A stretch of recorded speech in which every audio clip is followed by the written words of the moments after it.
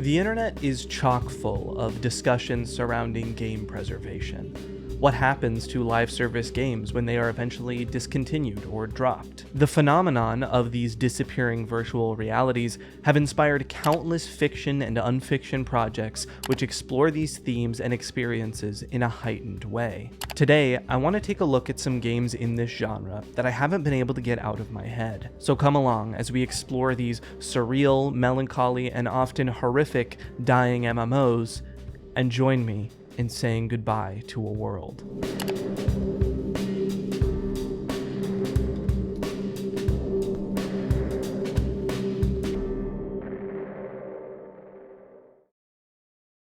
DOSSIP.net, created by Haid on itch.io, takes place about 15 minutes before the servers of a fictional mid-90s 3D chat room permanently shut down.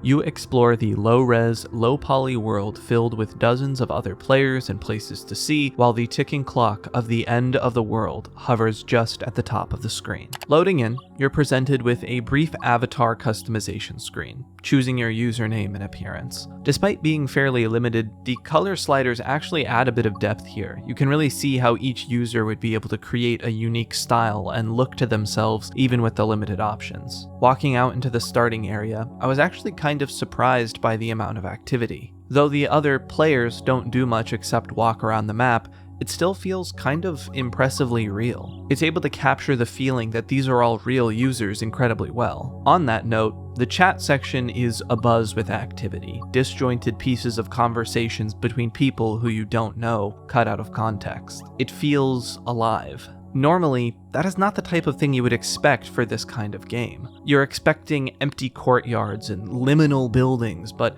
there's a much more unique sensation created by the inhabitants here, a more acute sense of sadness. All of these people gathered together, waiting to die. Virtually, of course. And it's pretty accurate to real life, too. The final days of MMOs like this can resurrect a long-dead player base for one last hurrah, the rally before death. I meandered around this very vaporwave starting zone as more and more users trickled in and thought, not much to do around here, but I guess that tracks for a chat room. I actually stayed here for a while, just looking around at all the details, unsuccessfully trying to strike up conversation in the chat, when I began seeing other players through the trees, which led me to an opening into the rest of the map that I had completely missed. Normally, I might laugh off the wasted time missing an obvious door, but with the context of a timer counting down the minutes until the world's eventual erasure, there was an element of stress. Will I have enough time to really see everything? Needless to say,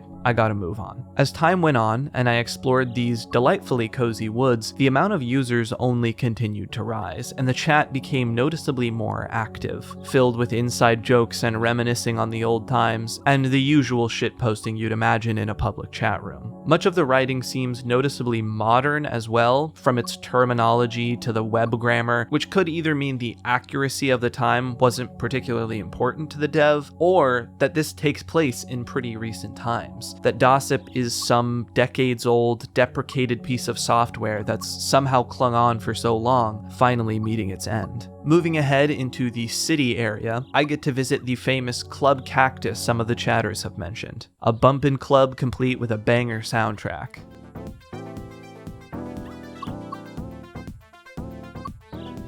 And here is where I see what I think is someone literally spawning in and getting stuck in the air for a minute, which is such a small thing, but again, little details like this do make all these characters seem so much more real. Like, I'm really on here with all these people as they just are joining in. After some time in the club, I wander past the city limits and into the desert oasis, complete with pixelated waterfall. Finally twisting up to the very highest point of the world, peaceful music fading in, I can get a good look at the entire map. Every other user running around in their own little personal last moments. Seems like as good a place as any to spend my last moments here on the server, which is right about when I fell off, finding myself right back at the beginning, with only a few minutes left on the clock. It was genuinely pretty tense trying to speed run my way back up to the top before the clock ran out, and I ended up making it there with only a few moments to spare. Finally, the timer ticked to 0, and nothing happened at first. But then,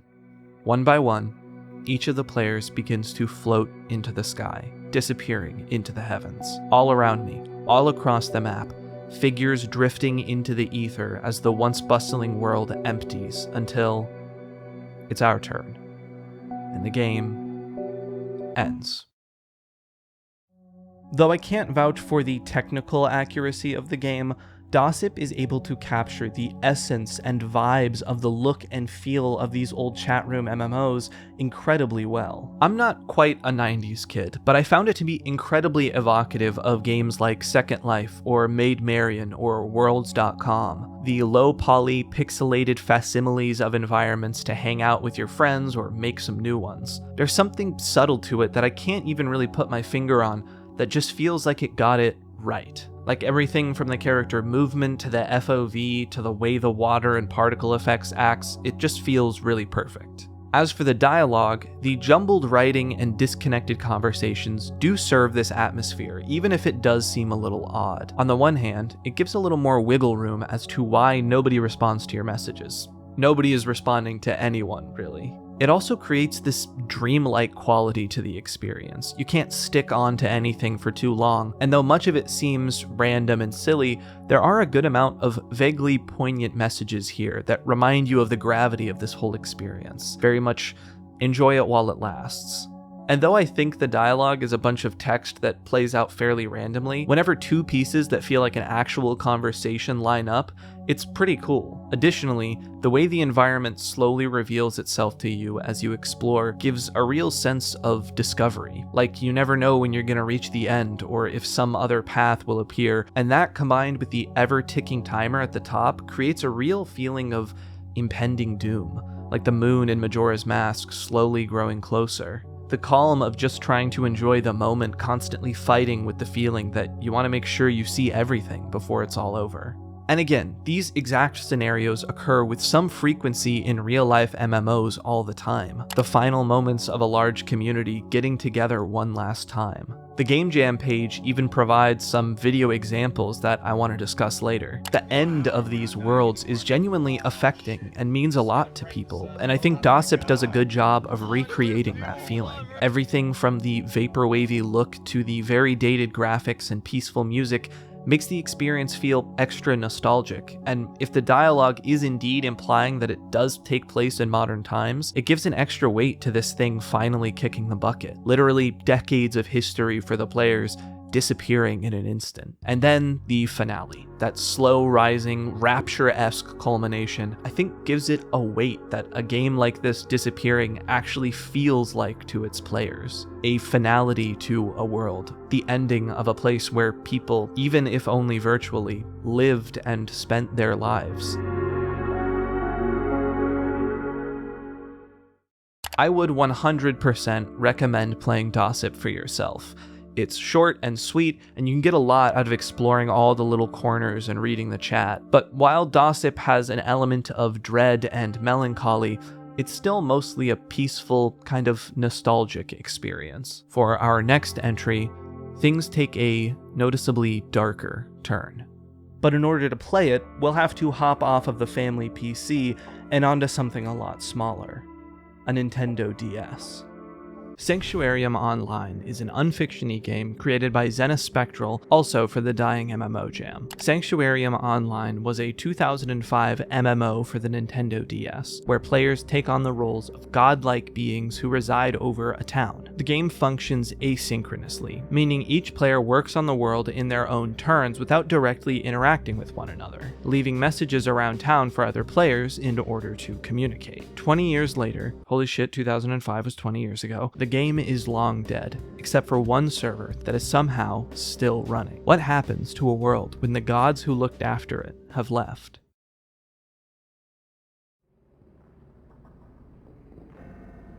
The game does a super convincing job at replicating the Nintendo DS look and feel, both graphically and mechanically, as it's built from the ground up to make use of the DS's two-screen format, allowing you to switch between first and third-person views to navigate different areas, as well as controlling really well with the controller setup. Let's see what happened to our little town now that it's been left alone for 2 decades. Find a way to turn off this place. It must cease.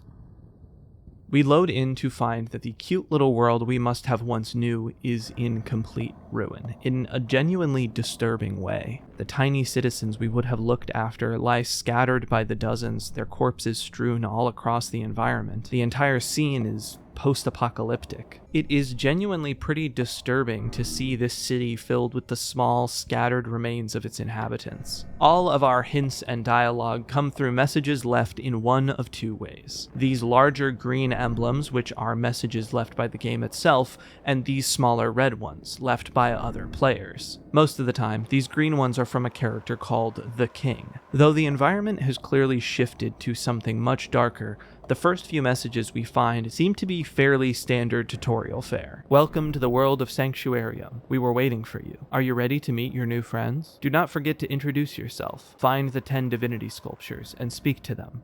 They will help you. So, our most immediate goal is to find the 10 divinity sculptures to upgrade our character, which allow us to do various different things throughout. As for the player messages, the earliest ones are pretty innocuous at first, new players joining and seeing how the game works. Test. July 1st, 2005. To everyone, switching views allow you to better see around. June 29th, 2005. The first divinity sculpture I find is right nearby, within the Forgotten Mall. The first-person view is most useful when going inside buildings like this, and there's a real sense of claustrophobia when entering most of these cramped corridors. And though the messages left outside the mall seem pretty mundane, we find two from the same user. WTF is going on here? Is that a bug? No, that's messed up. July 16th, 2005. Already, we're seeing some vaguely ominous implications around the map. What did they see in here all the way back in 2005 that made them leave these messages? Further in, we don't find anything particularly unusual, except of course the divinity statue Huitzilo,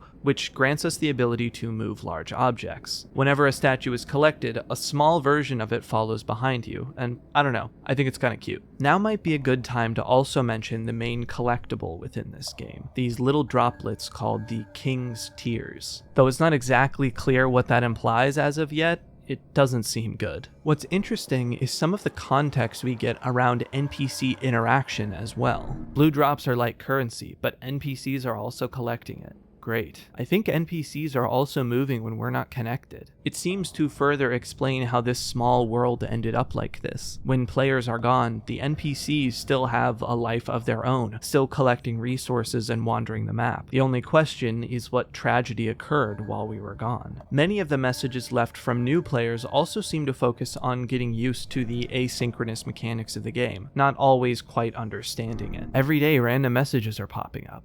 I can't find the others. So annoying we can't communicate directly with the others. Other players, however, seem to be enjoying it. Nice view up the buildings. Everything seems so lively. I hope everyone is enjoying the sweet music as much as I do. How pretty this garden is. Reminders of the peaceful, picturesque place this used to be. But the message that is probably most helpful for me is this one. Find the frog as soon as possible, in the gray building on the left. This leads me to the statue for La Grenouille, which allows me to jump higher and is pretty much the most useful one in the game, opening up the majority of the rest of the platforming sections. Speaking of, I can now climb up this tower to get Le Pèlerin. I'm trying my best with the French, which increases our movement speed. As time goes on, though from the dates of these messages, not much time has passed since the launch of the game, players are still finding that something strange is going on here. I wonder why all the trees suddenly disappeared. Stuff is happening on certain nights and the tone of the city shifts strangely. A month out and this place feels different. First time here, what's up with the cries? Something really odd was clearly going on with the game even before it was abandoned. Using all my newfound abilities, I collect the statues that let me float while falling, and one which gives me a pretty ominous new ability. You can now kill the starving king. Well, I guess I would have to find him first. The exact reason we need to kill the king in the first place is illuminated for us a bit by more of these green messages. This time not left by the king, but simply signed question marks. The starving king destroyed this land. Please take him down. They left us by ourselves.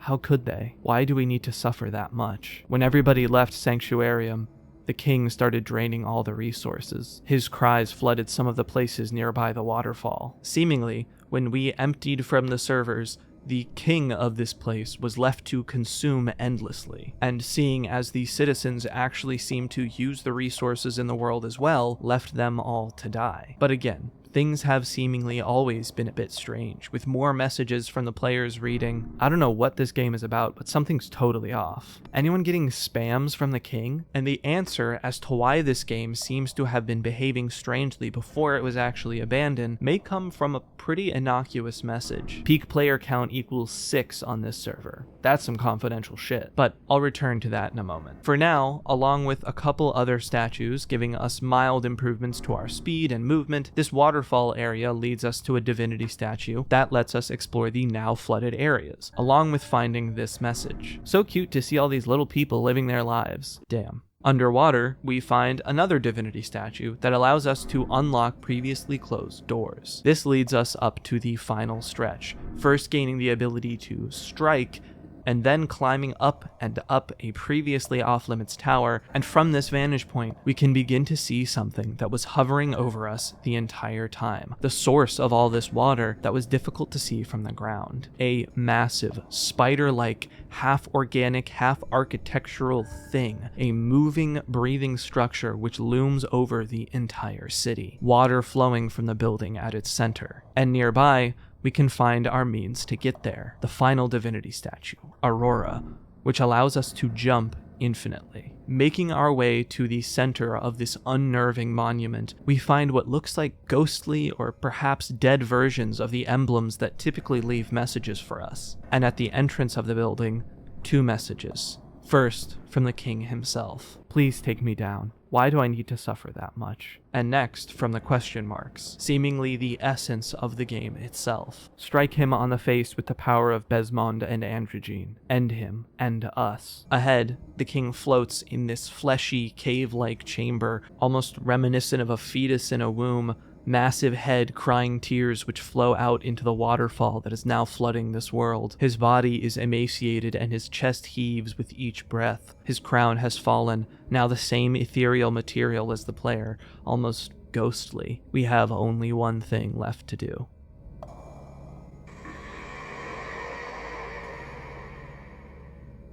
With our killing blow, the king almost seems to sigh in relief before the game blacks out. Thank you, debug user.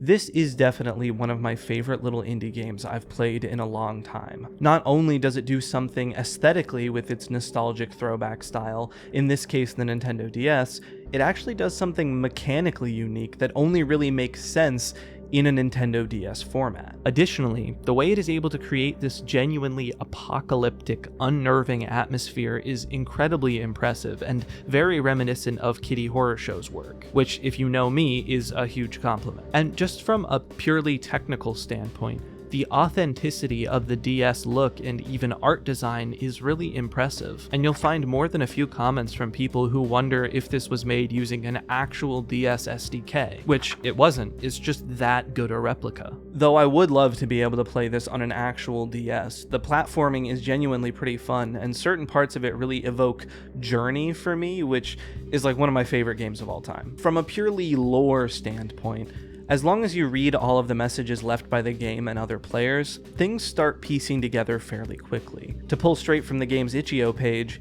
the simple fact of being active in Sanctuarium servers was sufficient to keep the world in a peaceful state. All of these NPCs seemingly keep living whether or not players are there, but they rely on the players to keep things peaceful and running smoothly. But the game never seemed to reach the heights needed for a really active player base, or at the very least, this server did, peaking at only 6 players, many of whom seemed uninvested or confused, leaving the town largely without the guidance it would need. And so, even early on, players begin noticing the unsettling side effects. Trees disappearing, the sounds of cries, the king, who also watches over this place, spamming players as he's left alone, and events that are defined much more vaguely but nevertheless seem to unnerve them. When the game was finally left abandoned, the NPCs within it continued, including the king. Exactly why the king drained the resources of the world isn't entirely clear, but my best guess is that all the NPCs in one way or another are supposed to use resources, but the king, being the largest and most powerful of these NPCs, was most easily able to accumulate them, just a matter of his programming. And so, without the players to guide and facilitate the world, the caretakers long gone, the citizens slowly run out of their resources and die, the king endlessly consuming and eventually starving away. Left alone in this world, his subjects dead and his body withering, he cries out,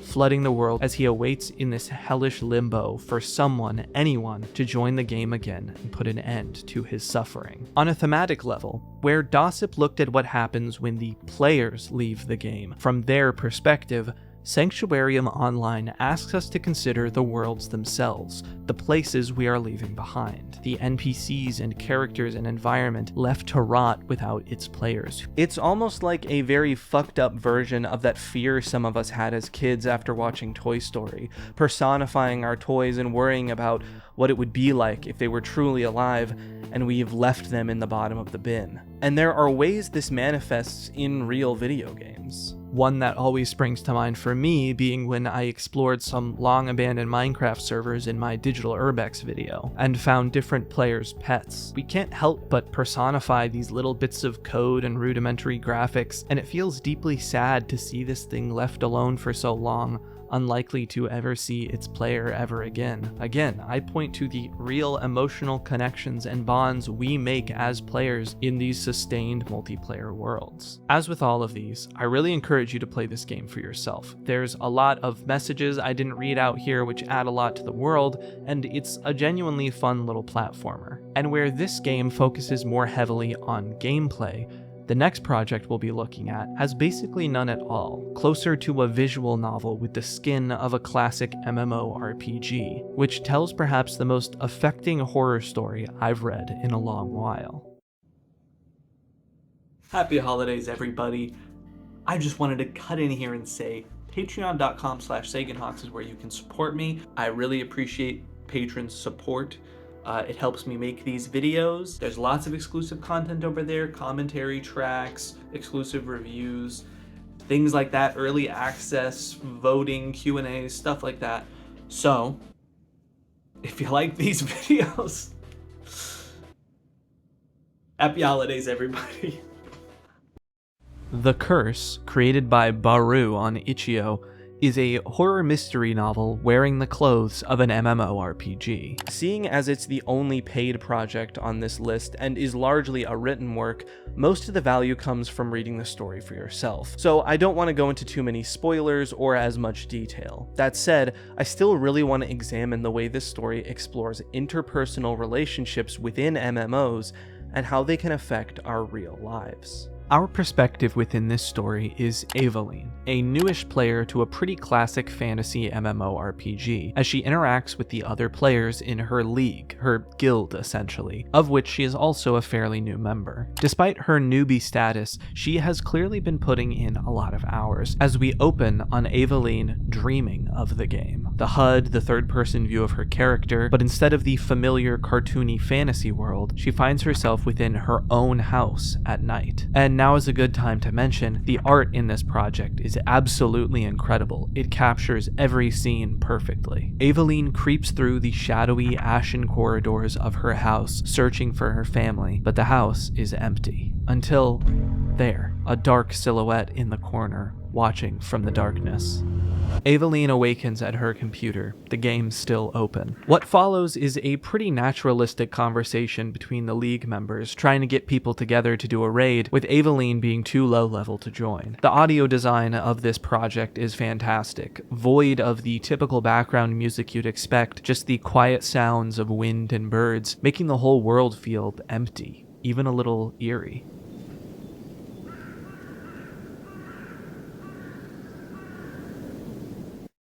Eventually, Aveline wanders out to meet up with a member of the guild she doesn't know, someone called Hamer, who's off grinding enemies somewhere, his league chat seemingly muted. His conversation with Aveline is a little strange, and even more than that, his playstyle is very odd. Despite being a high level with magic abilities, he grinds incredibly slowly, exclusively with melee weapons. His explanation of saving his casts for emergencies is unconvincing, but he tells Aveline he'll use his casts when they're questing together. Most interestingly, he reveals that they have a mutual acquaintance, Thorfinn, another League member. Hamer, who's friends with Eveline's older brother in real life and is the one who also invited Hamer to the league. Again though, Hamer speaks a little unusually and completely avoids answering Eveline's questions about how he and Thor know each other. Unexpectedly, Hamer gifts Eveline an incredible item that he seemingly just had lying around. He's notoriously an incredibly high-skill player despite his odd playstyle and known to be generous with items. As the two continue talking, Eveline explains that Thorfinn has been helping her get into the game, and Hamer asks what she thinks of him. And Eveline's response definitely raises an eyebrow. She says he's nice, but he and her brother have these weird jokes. Sometimes it's funny, sometimes it's just weird and annoying, but she doesn't go into much more detail than they say stuff and I'm like, why would you want to be like that? Don't tell them I said that. I think they don't think I'm cool or something, but I don't care about being cool. I just want them to not say weird shit to me. This paints a pretty vague picture, but still sets off some red flags for me. That these are maybe not just annoying jokes, but things they probably should not be saying at all, especially not to a younger sibling. But again, we don't have much more information than that. The conversation continues around Eveline's family. She still lives with her older brother and parents, and she reveals in pretty frank terms that her parents are verbally abusive and fight with each other often. I feel doomed. Like you killed someone. Yeah, exactly. It's like they think I killed someone. Eveline does a decent job deciphering Hamar's very strange analogy, but I can't help but feel that maybe she's trying to rationalize it into a context that makes it seem more reasonable and less, completely creepy. And throughout their conversations, we'll see examples of this, of Hamar making comments that seem ominous or strange, and Eveline trying to rationalize it for him. And Hamar does not make it easy for himself either, following up with, "You ever want to? What, kill someone? I've thought about it. I don't think I want to go to jail though. I know I probably sound really scary, but my parents aren't that bad. When people are shitty to me at school, it doesn't bug me as much because I've already dealt with worse. School? I'm still in high school. I don't think most of the league knows that because they might take me less seriously if they did." Hamar agrees not to tell the other league members, and the two continue questing.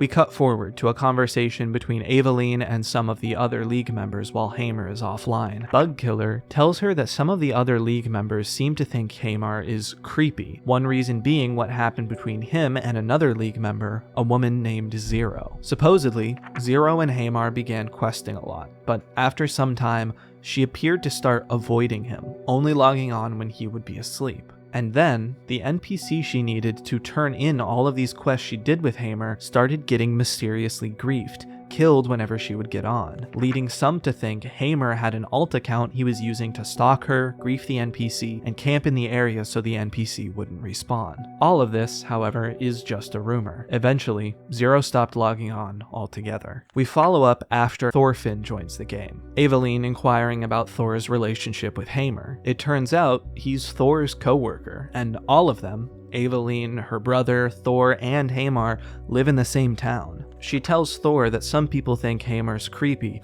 leading Bugkiller to whisper at her in the chat privately, saying he told her that in confidence, not to go around sharing it, and that he doesn't want to get kicked out of the league for starting drama between the members. Eveline agrees not to mention it anymore, but we see pretty quickly that she does not keep that promise when she and Hamar go questing again. Eveline confronts Hamar about not ever mentioning that he knew they lived near each other, and he admits that he's met her brother before too, and kind of already knew a lot about her before they ever talked in the game. Eveline continues by confronting him about Zero. "What the fuck happened between you and Zero?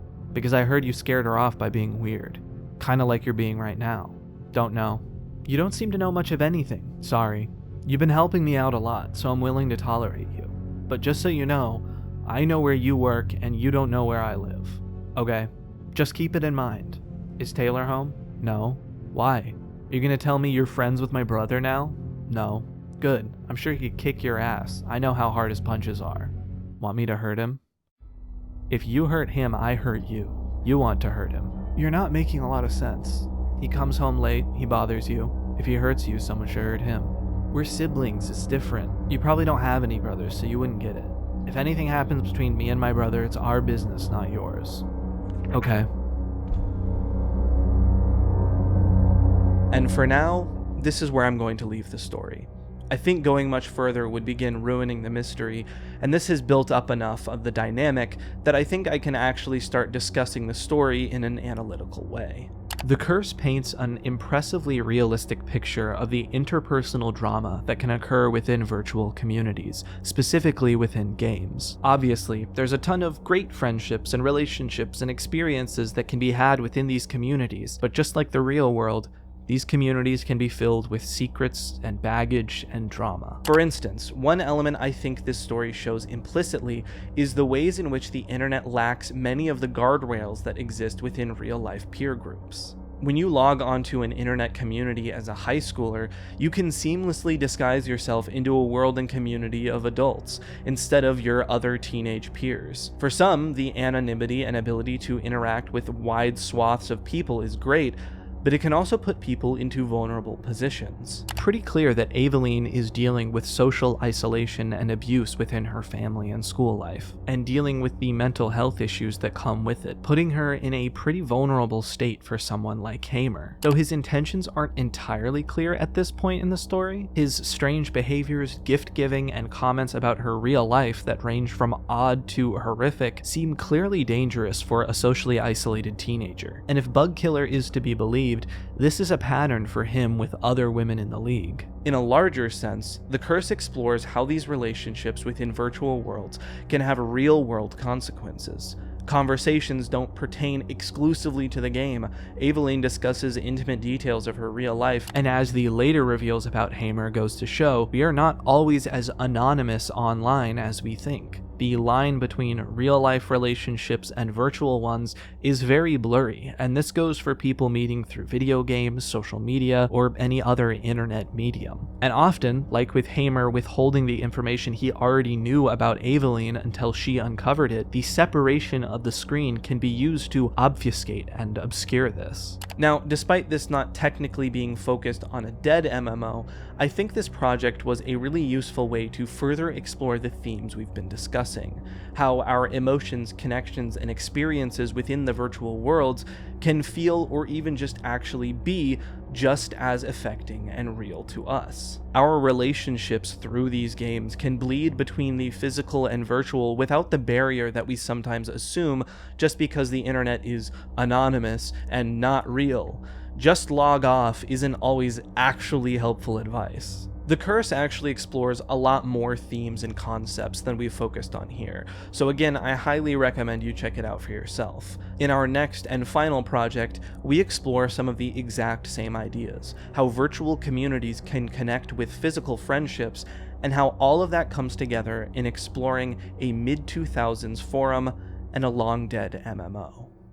Gorgon's Garden, released on itch.io by Squup and Fever Dream Johnny this past Halloween, is another of these fake MMO games. Fever Dream Johnny has dipped into this genre before with his more well-known series Let's Go Baby, but Gorgon's Garden takes on a world its own. On a summer day in 2008, you find yourself lurking on hypogeum.net, a niche forum that used to be centered around an MMO known as Gorgon's Garden, before the game became inaccessible due to the introduction of a paywall for a long-defunct digital currency. However, the forum's resident hacker has successfully managed to crack said MMO, removing the paywall and allowing users to explore it all over again. Further, the description characterizes it as a love letter to old forum culture, and the more earnest and amateur tone of older creepypastas.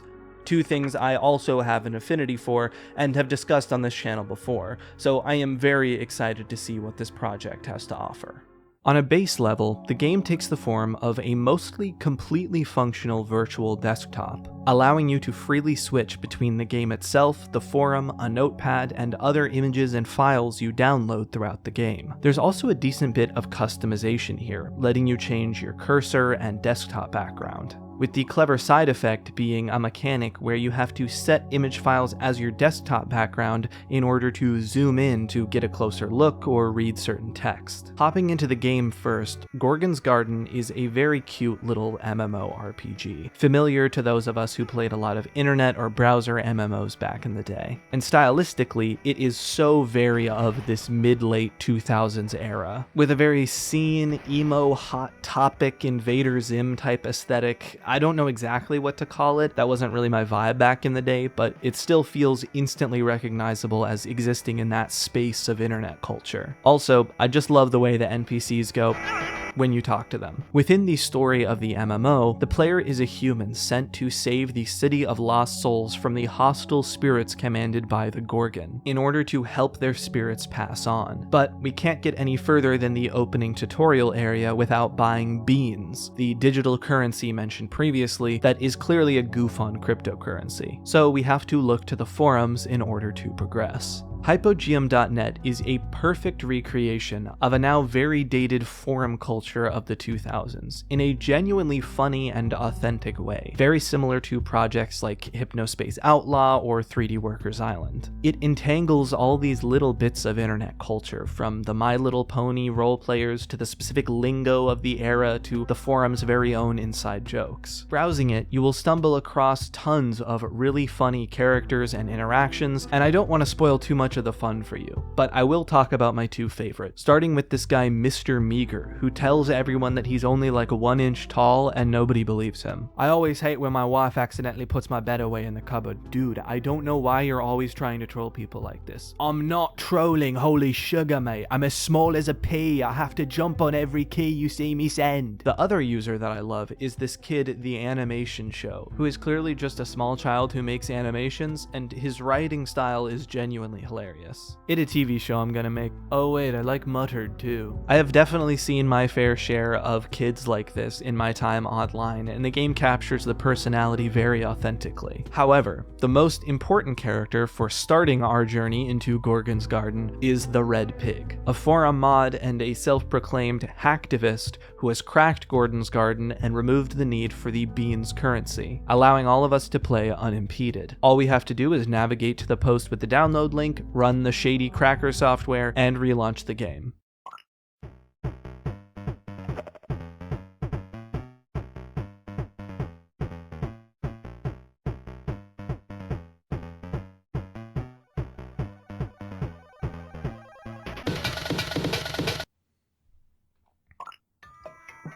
Returning to Gorgon's Garden, we have a seemingly infinite premium membership and can go about exploring the rest of the world and fighting off all the little demons and spirits. Is that the Flatwoods monster? Cool. In order to progress, you have to reach a certain level, so you've really got to explore all the little alleyways and defeat all the enemies. So far, there's nothing too unusual or unsettling about this game. Moving on from the city, we descend into a more subterranean maze, filled with even more enemies, adding Draculas and ghosts to the list. There are a lot of fun interactions and characters you can run into down here, but there's one in specific that feels a little out of place. This weird little red character that doesn't say anything, with the name 1998. Just feels like an odd inclusion, but still, nothing too weird as of yet. Winding our way out of this underground maze, we reach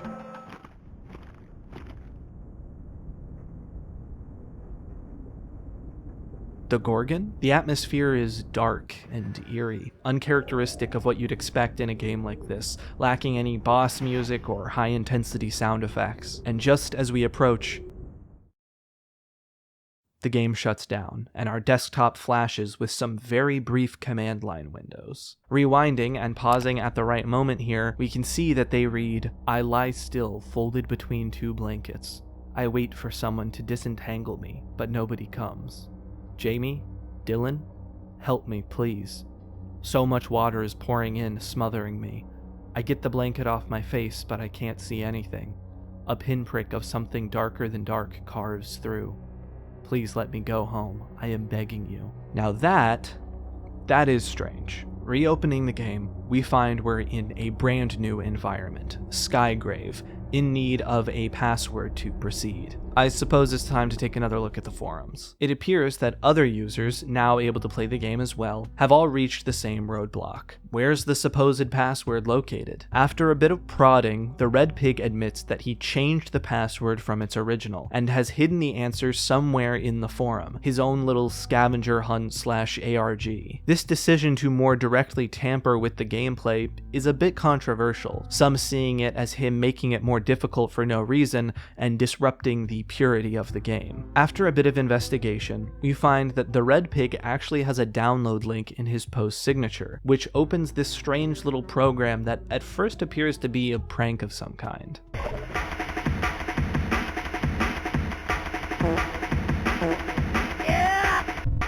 But in actuality, this is a keypad, just awaiting the correct code, which we find in an unlikely place.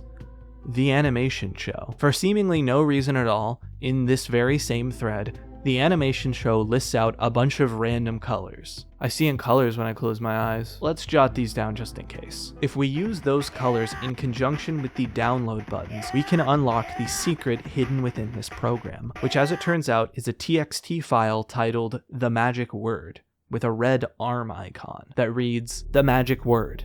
Blanket. The reference to a blanket is seemingly a connection to the messages which appeared in the command line. I don't know, something feels off about this The Red Pig guy. But the password provided here does indeed work, and the door into the rest of Skygrave opens.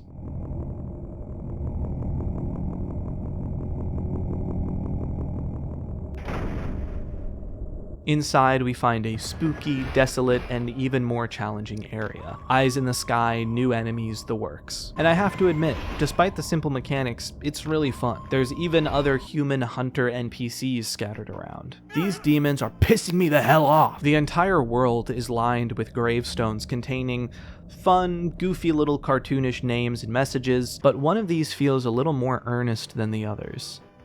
Here lies Kyle. I'm sorry we never found you. Again, more little bits of genuine eeriness worked into this otherwise charmingly spooky little MMO. It's also worth noting at this point that despite users supposedly being able to play the game at this point, we haven't run into any other players as of yet. I wonder why that is. Finally coming to the end of this area, we find an upgraded weapon that will allow us to progress further. Nice. We go to collect it and...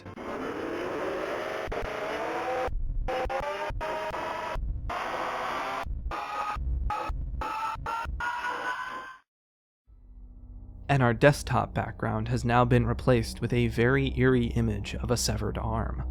Just like the icon on the Red Pig's text file, there is something darker going on here. Booting up the game again, we find it completely transformed. The environmental textures change to morphing red images of faces and flesh and blood, and our character information has been altered as well. Dylan has joined, one of the names from the command line messages. And many of our stats have changed to 1998 and goodbye. We have fully gone off the deep end. Something is deeply wrong here. From here on, things get much more difficult, facing enemies that take on the varying forms of distorted faces and flesh and body horror with even more horrific sounds. As we continue battling our way through these new disturbing enemies and horrific landscapes, we come out into a field of sorts, filled with trees built of severed hands and another giant eye in the sky. At the center of this arena, we find a lone archway, with a gravestone reading, "Blanketed in shadow, the temple only shows itself to those who recede into it." Blanketed, you say? This seems like as good a time as any to check on the forum again. Diving once again through some of the new posts made by other users, we notice an obvious lack of posts about this strange turn the game has made. Seemingly, no one else has made it to this point besides us. Our answers as to how to move forward once again come from the animation show, in a thread full of users sharing their art projects. The animation show captions his, "I draw a picture, I saw it when my eyes closed." Downloading and opening it up, we see that it's a pivot-esque animated gif of a character running backward through a door as an eye watches. Why does this kid seemingly always have supernatural visions of the answers to our puzzles?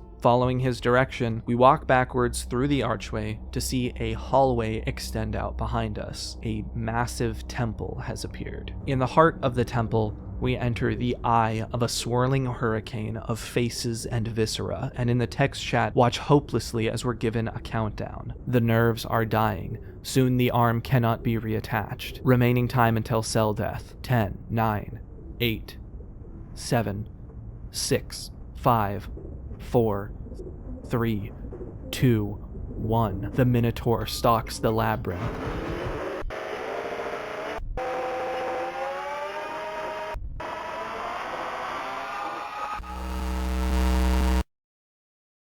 Quickly checking the forums before we reboot, we find that some horrific, glitched, Zalgo-ass user has created a new thread, "Wish You Were Here," and provided a download link for a file, 1998. Oh, I've seen this. The image provided is dark, an almost undiscernible photograph of some kind of red mass, and the same severed arm we keep seeing. Maybe even multiple limbs? Anything definitive other than the arm is near impossible to make out in the blurry crimson morass. Additionally of note, the dates of all the posts have been modified, now reading 1998 over and over. Relaunching the game, we find ourselves in a nearly unrecognizable, distorted version of the city we played through near the beginning of the game. And then the red pig joins the game. I'm glad I could finally reach out to you.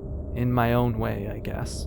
It's unbelievable it had to come to this. First, you cut me out of your life, then I try to reach out to you online, and you push me away there too. So eventually, the game was all I had left. The only place I knew you wouldn't expect me. I could never believe you, abandoning me like that. Forcing me to explain to my mom and dad what happened to Kyle. You're a fucking coward, you know that? Pathetic. At first, I just wanted my friend back, but the longer I was away from you, the more I began to hate you. Loathe you. You could just cut this out of your life, cut me out of your life, leave me to pick up what's left, just like that night. I wish you could feel even a fraction of the pain I went through these past 10 years, trying to find answers, trying to find Kyle. Kyle, I'm sorry we lost you, and I'm sorry Dylan failed you, failed me, failed everyone who loved you. At the end of this maze, we find the arm.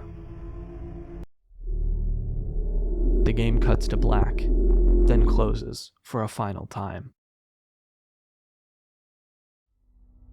The last piece of the puzzle to find is within yet another new forum post. Goodbye, Dylan.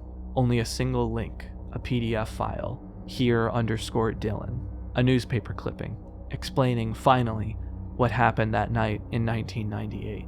Young teen missing, presumed dead. Kyle Castanelli, a local teen, was spirited away in the night, leaving nothing but an arm in his wake. The other two boys involved with the incident claim it was the result of a joke gone wrong. They had gone out to the woods with Kyle with the intent of playing a prank. The blanket game, as the legend is known, involves heading away from civilization with nothing more than a blanket and a bottle of water, and under the right circumstances claims that once the game is done, the recipient will be whisked away to a place unknown. As for the real disappearance of Castanelli, authorities claim that the incident was likely the result of an animal attack, explaining the dismembered arm and disappearance of Castanelli's body. Skeptics, however, point out that the arm's shoulder is curiously fused shut, as though it came fully formed without a body. Included is a photo of Kyle's severed arm.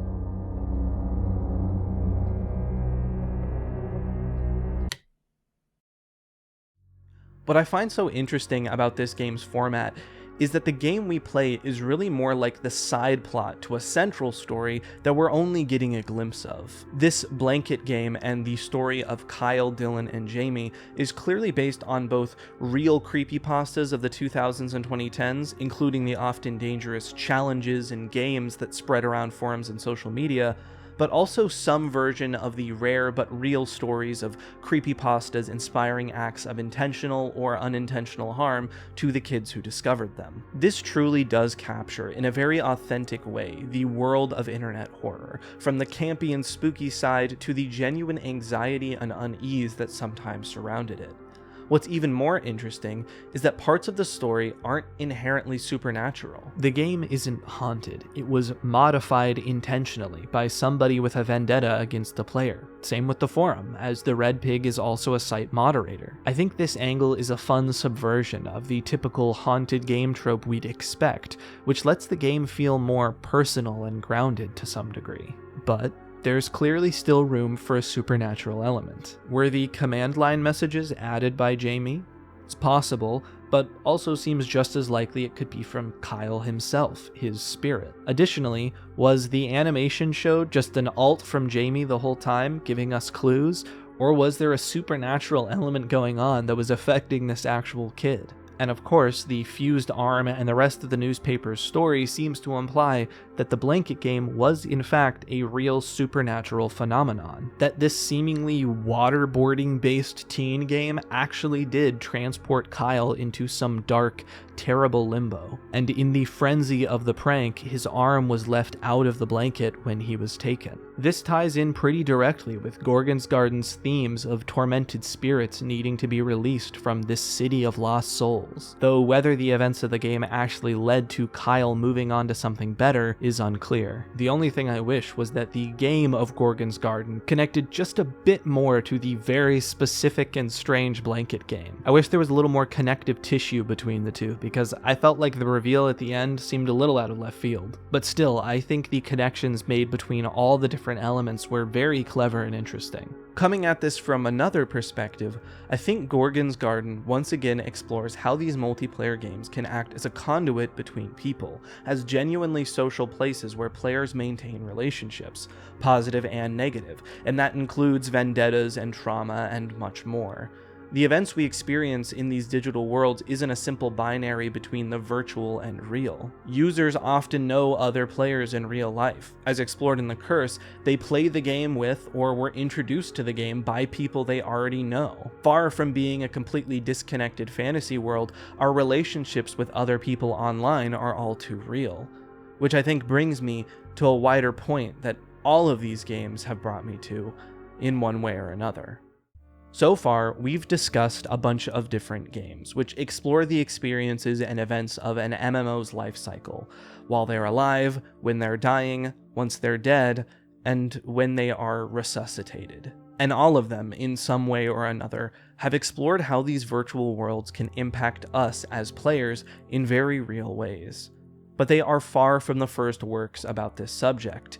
It's just a new medium. Throughout the 2000s and 2010s, a variety of documentaries were produced which follow the lives of hardcore MMO players, exploring how they make connections to people in-game and how playing affects their lives. Films like Second Skin, Life 2.0, explorations of a burgeoning phenomenon of people living within virtual worlds. But we'll come back to them in a moment.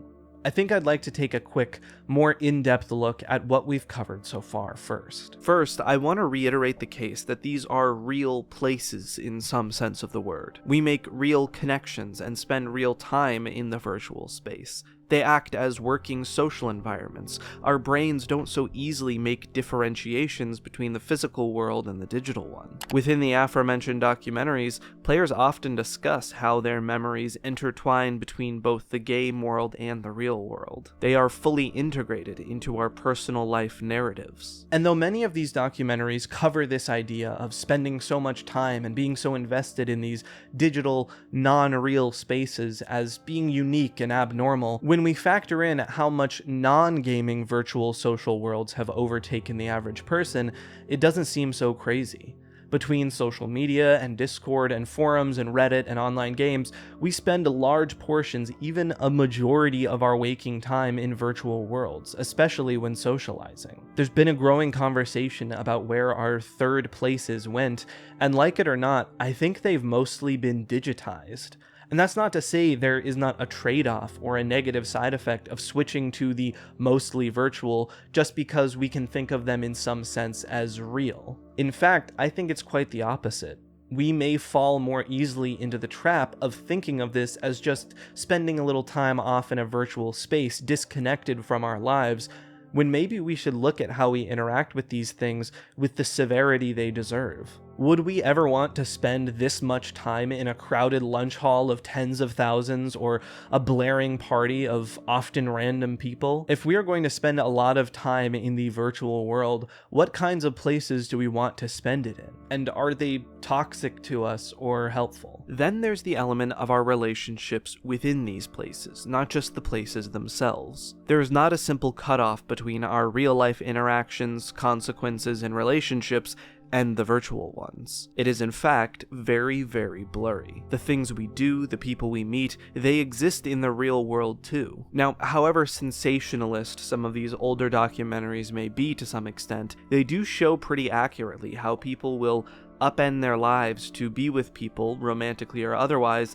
that they meet in games. And though these films make finding a partner through Second Life or WoW seem strange, It is utterly commonplace to date through dating apps now, and it has been for a while, and it is not at all uncommon to find a relationship, local or long distance, with people on social media or Discords or whatever else. Personally, the majority of my friends and family that I interact with, I can only do so with such frequency because of things like Discord and multiplayer games that we play together. And when looking at some of the documentation of the deaths of these MMOs, like the videos provided on the Game Jam page, it shows just how impactful they can be. People hold memorial services for lost loved ones. There are items or monuments within the games that stand as memorials to community members who have passed away. And so watching these places die off can feel like watching a real apocalyptic event. It's why DOSSIP's Rapture-type ending sequence feels so apt. And again, we tend to think of these more niche gaming communities as something unique or abnormal,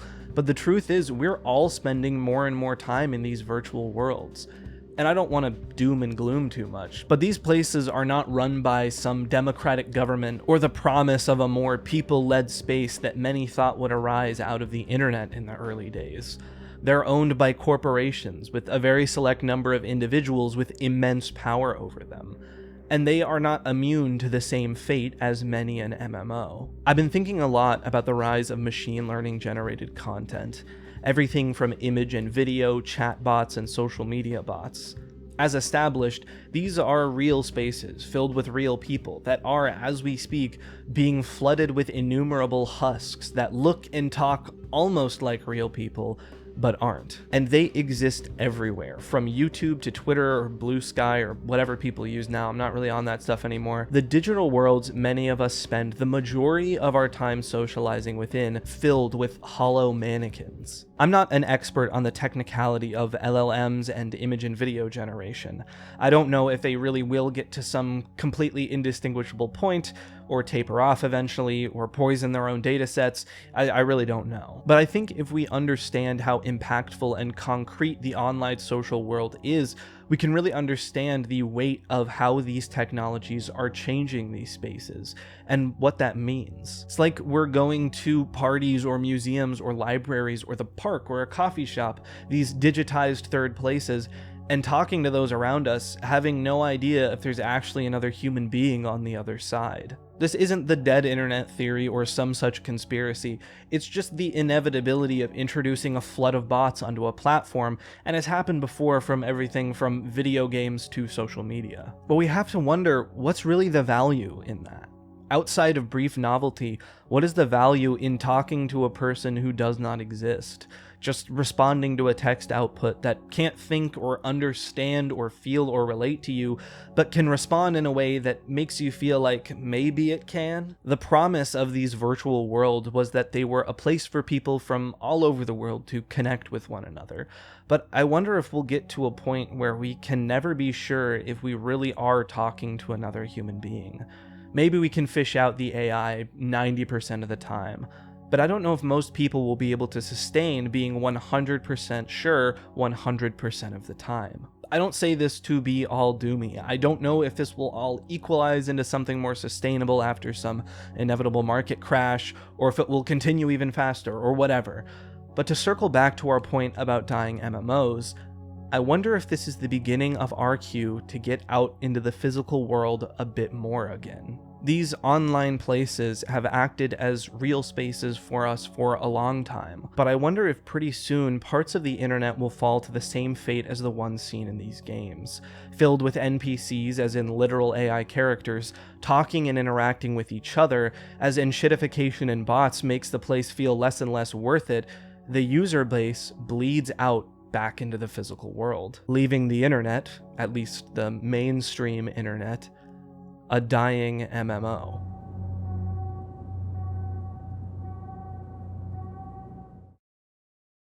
Thank you all for watching. I know the ending took a bit of a turn. As I was writing, I think a lot of my more general thoughts about the internet just kept pushing their way in, and I decided, what the hell, let's make that the whole conclusion. I once again recommend you play all of these games for yourself and check out the other games from the Dying MMO Jam as well. I especially liked Running Back to You and Only Two Remain. This video may be the last of the year. I've got a big project coming up, which I guess I can kind of give a hint at here, see if you can guess it. It's about an experimental horror novel with a found footage film, non-Euclidean house, and some very complicated themes, which I am currently trying my best to tease out. So look forward to that. And happy holidays, everyone. See you soon.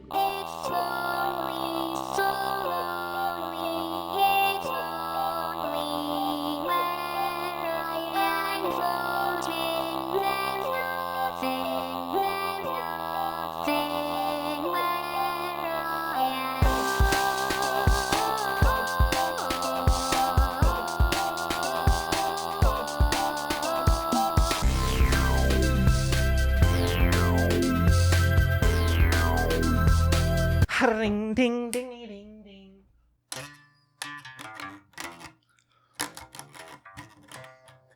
I was thinking about poisoning my data set today.